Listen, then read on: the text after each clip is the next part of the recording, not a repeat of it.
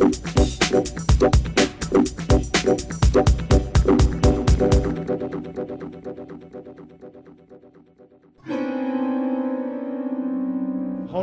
Film Festival has just finished. It's the first year for us.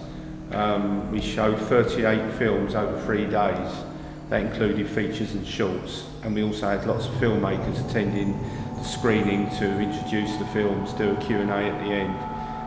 It was very successful considering it's a festival held in January, but the great thing is it's all held at the Parkin Palace Hotel, so we're trying to encourage people to stay at the hotel for the 3 days of the festival, and that way there'll be a lot more networking for filmmakers to meet other filmmakers obviously, and for film fans it means you can travel from all over the country and stay in a nice room and or basically see a film, go back to your room if you want.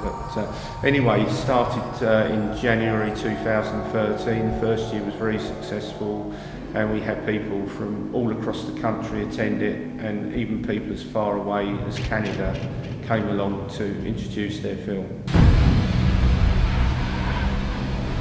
Okay, I'm at the Horror on Sea Film Festival at the Parkin. With me I've got MJ Dixon, who is the producer, director and writer and cinematographer and editor and sound designer of Slaughterhouse. Excellent. So your film Slaughterhouse, yeah. Is this the first time it's been at the festival? This did a cast and crew screening on Halloween night last year, but this is its first of the festival run. So hopefully it'll pick up speed from here. But as far as I know, there's a few more festivals and things coming up and it's going to kind of go on a bit of a tour, I think. Oh, excellent. So what kind of interest have you had from outside with this? Is this the first time you pushed it this way with it, or are you going other directions with it? Well, this is our second feature. So we produced one in 2009 that's still in post for various reasons. I think we're heading down a classic route of just kind of sending out to film festivals, and we're seeking distribution for the film. And it's just, I think we're just kind of we've done it, and now it's kind of looking at where we push it from there, I think.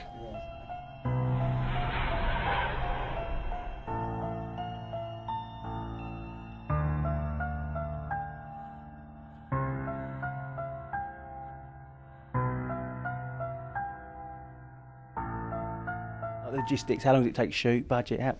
Well, officially it took, we went to the Isle of Man for 3 weeks, but that was a week prep, and then we shot for just under 14 days there, and then shot for 3 days when we came back to the UK a year later. We shot another 3 days to kind of add some backstory to some of the characters and things like that. So officially it's probably about 17, 18 days, something like that, altogether, within its entirety. Go on.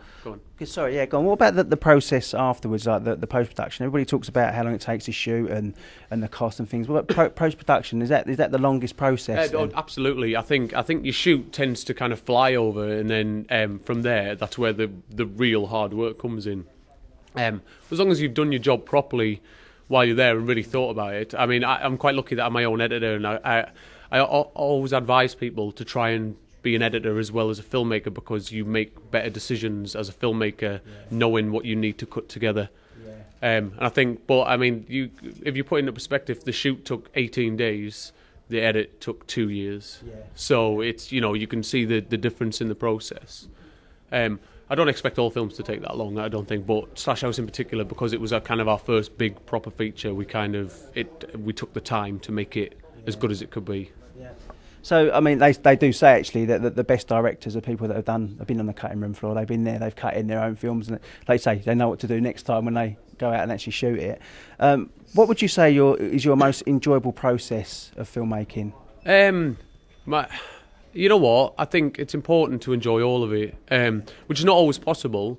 But I think I always say pre-production is the last time you ever get to enjoy your film, when you're making the decisions of how great it's going to be, because after that you kind of watch it all go to shit, and and then once you go into the edit, you're just trying to save everything that's gone wrong. Really, is especially in the low budget world.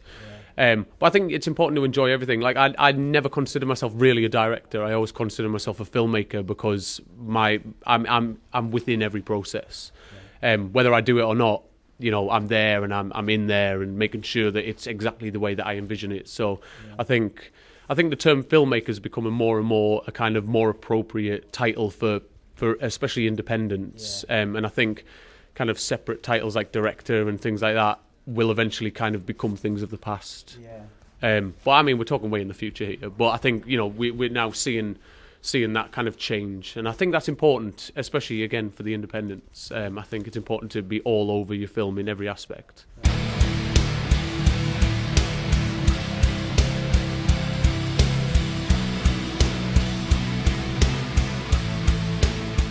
We kind of kept everything in-house. I mean, what we did is we chose people who we knew could do several different jobs very well. So our gaffer was also our electrician and also an actor in the film, and he was also the cook, or one of the cooks, and he was also acted as first AD for like the second half of the shoot. You know what I mean? So we choose people with very specific skills before we go in, really, and that makes our job a lot easier. But he also acted as stunt coordinator as well, and it was fantastic. But I mean, every single other person involved in the process went and did that many jobs in different areas. So I think, you need to have in mind what you're going to do, and then kind of try and choose your crew around that. Because the more jobs one person can do, the better. I think is the way that I approach it. The golden question then, what was the budget for the film? Oh, we're not really supposed to say, but it was officially under $5,000. But I mean, personal investment, just personal costs from me and various other people over the last couple of years. I think we're going to like $6-7 really, but the official budget's about 4.5, 5. Oh, that's good. So, what if anybody wants to get the film? Is it out? Can you get it at all? Is it out and released anywhere? We're in talks of distribution at the minute, but with a lot of different companies. So it's really just us choosing which one is best for us to work with. Really, I think because again, I think that's really important. Is it's fine to give your film to say like Universal, but if they're never ever going to release it anywhere.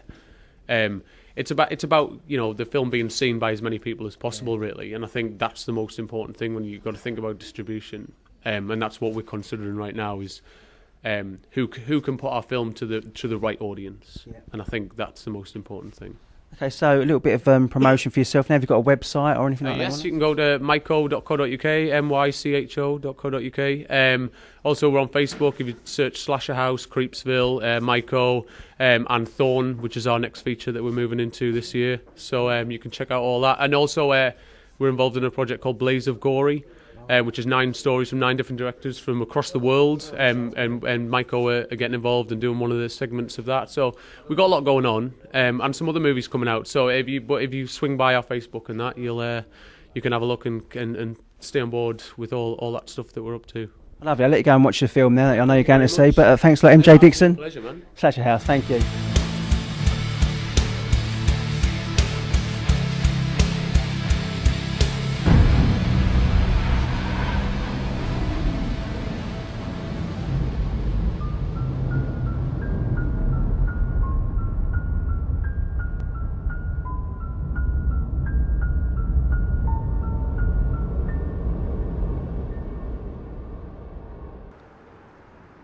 Hiya, Richard Morley, This Town TV. I'm outside JJ Sweets. Now you've got to come here. If you've got a sweet tooth like me, you'll love it. Cola cubes, cola bottles, rhubarb and custard, blackjacks, fruit salads, the lot. And if you like your ice cream, they also do Ross's ice cream, all different flavours, sauces, the lot.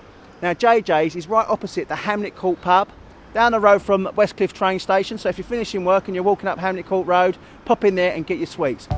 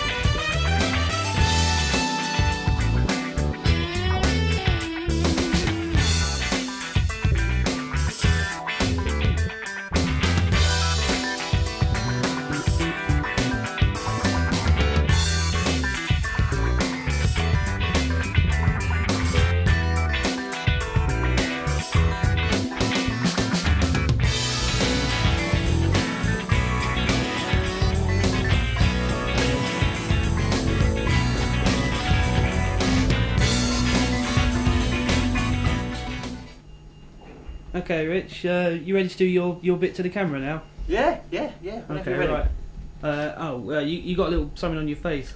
What? Yeah. Where? Hang on.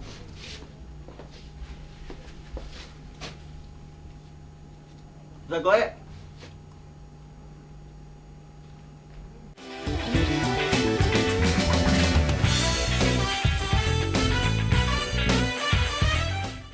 Yesterday we was at the Beecroft with the opening of the Horror on Sea Film Festival.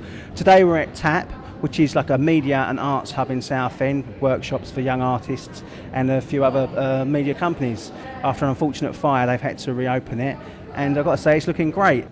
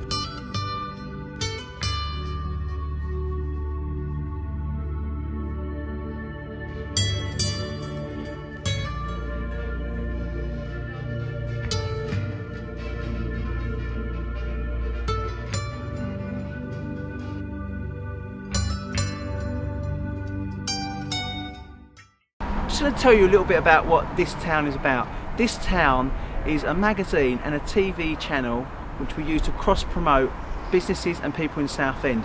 We build a little This Town community where everybody gets a chance to share their services and help each other using social media, YouTube and paper. How do we help? Well, we help by offering you low-cost advertising and a free video ad just like this one. I'm out and about. I'm outside Gina's Haberdashery down West Road, right opposite the Palace Theatre. Just come across past the chip shop and you're there. Gina's a lovely lady. She's got all the stuff you need to make your own dresses, curtains, upholstery, whatever you're into, she's got it for you. She's got the fabrics, the cotton, the lot. If you don't know how to do it yourself, then, well, Gina can help you there because she also does lessons in dressmaking. Let's have a look inside and see what she's got on offer.